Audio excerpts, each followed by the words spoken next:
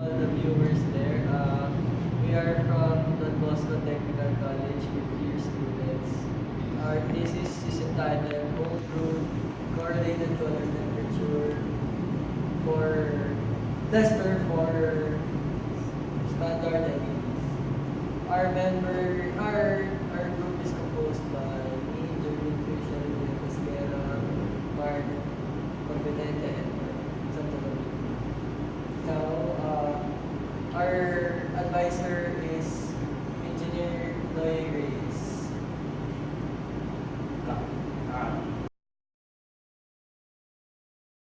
Explain the whole setup for our thesis.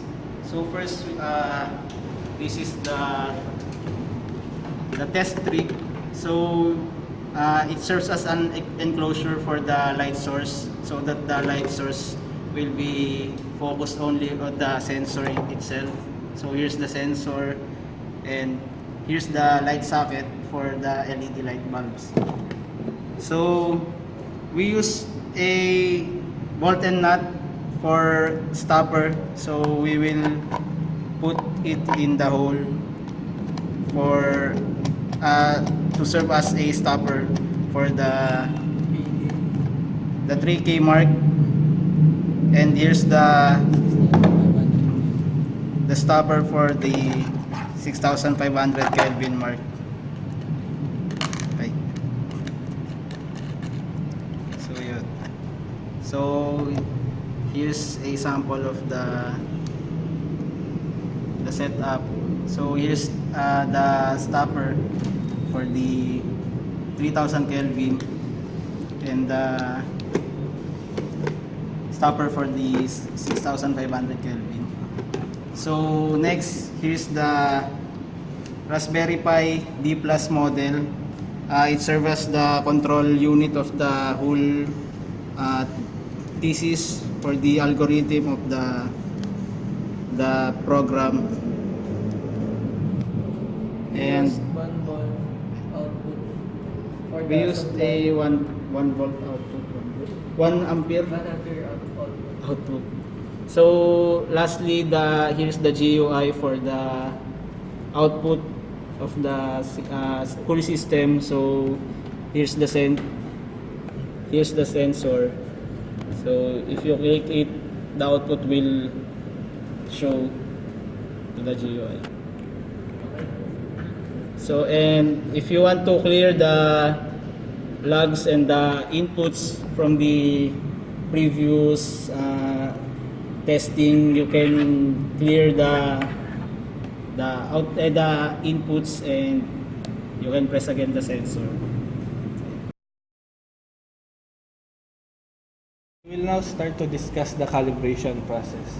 The first step of the calibration process is choosing a light bulb, a LED light bulb that passed through the DTI standard, like this one, Philips, 7 watts, warm white color. Here, as we can see in the description. Then we will now put it in the socket.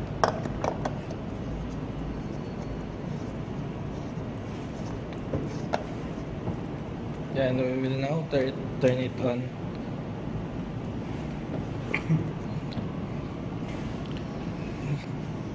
Then we will measure the correlated color temperature of the light bulb, LED light bulb. Then it measured 6500 Kelvin, indicating that the light bulb is too near for the 3000 mark. Then we will now, from the bottom, we will now raise the enclosure upwards. Then we will now measure again for the correlated color temperature. Then as we can see, it measured 3644 kelvins. And now we will try again to measure through the height. Then the enclosure was raised again, and we will again measure. Then it measured 2339. Still failing the calibration process. Now, since the result is too low, we will now try to lower again the enclosure. Then we will now measure the color temperature. And it measured 2896 kelvins, which passed the DTI standard for the tolerance of the color temperature. We will try to get the 3000 mark for this light source, so that it will be the actual measuring reference of our 3K mark. Then we will now measure again. Yes. And the result is 3051 kelvins, which is very near to 3000.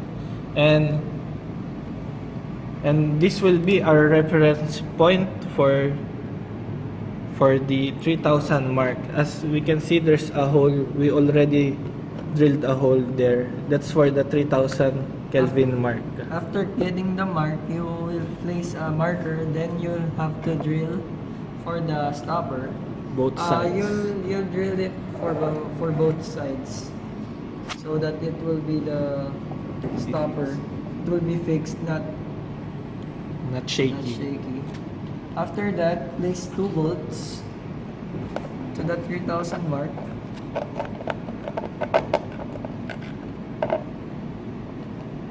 Then you'll place a bolt. Then lock it. Make sure it's locked. Same goes as for the other side. Just lock the bolt.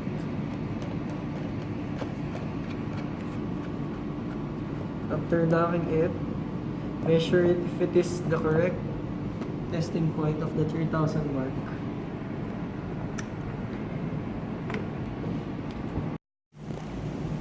We will now measure if the 3K mark will be the same as its reference, to make sure that we drill the hole in the exact position. Then the result was 3048 kelvins, which is very near from our reference point. The same process goes for the 6500 kelvins LED light bulb.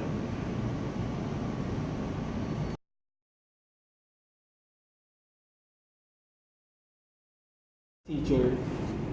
We will use another LED light bulb different from what we used for the reference point.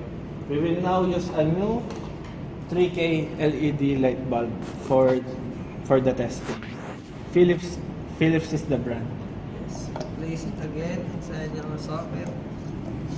After making it secure, you place it on.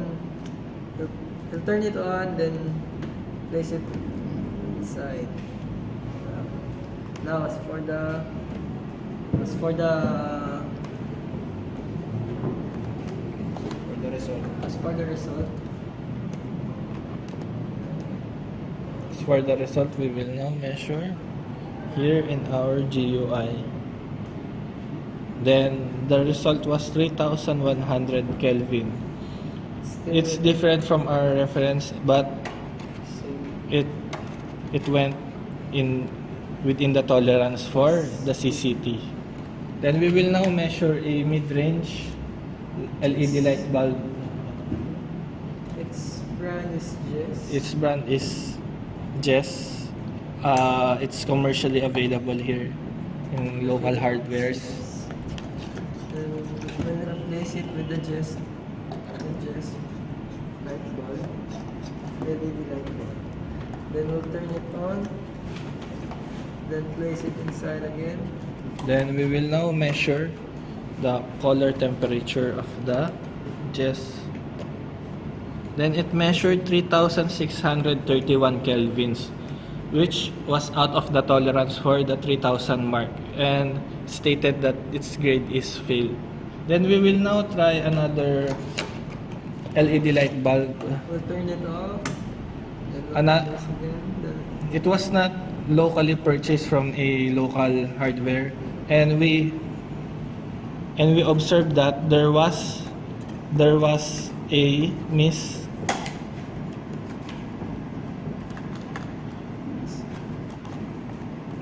there is a mistake on the labeling on the box because it was declared 6000 Kelvin, but the light bulb was in a warm white condition. Yes. Now we'll place it inside the star, which is purchased on the Bankets of Manila. Then we will now measure the CCTV rating of it.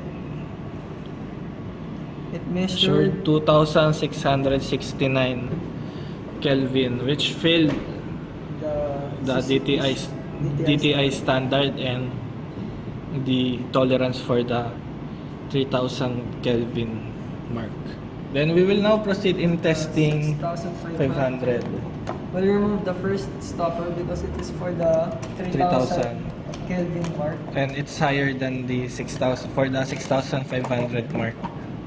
We'll replace the light bulb with a Philips.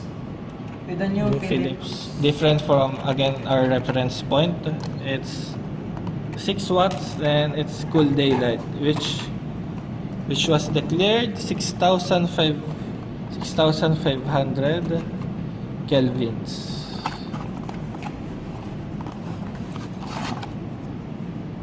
Then here's the label on the light bulb. It was properly declared 6500 Kelvin. We'll place it inside the enclosure. Make it secure again. Then we'll switch the light on. Then place it on the enclosure, the other one. Then we will now measure the CCT of this LED light bulb. And it measured 6542 kelvins, which passed the tolerance for the 6500 mark. Now, we will measure a mid-range. We will now measure a mid-range LED light bulb from the hardware. And it is It's just same as the brand for the 3000 Kelvin. Mid-range 3000 Kelvin. here they declared 6500 Kelvin Place color it on temperature. Place it on the enclosure. Then light it. Then close it. Then we will now measure the color temperature. And it measured 5049 kelvins, which clearly passed and they misdeclared their product. Then we will now measure another low-end LED light bulb. Yes. And it is again from the Banket. So Manila We replace Street it. Market. Yes.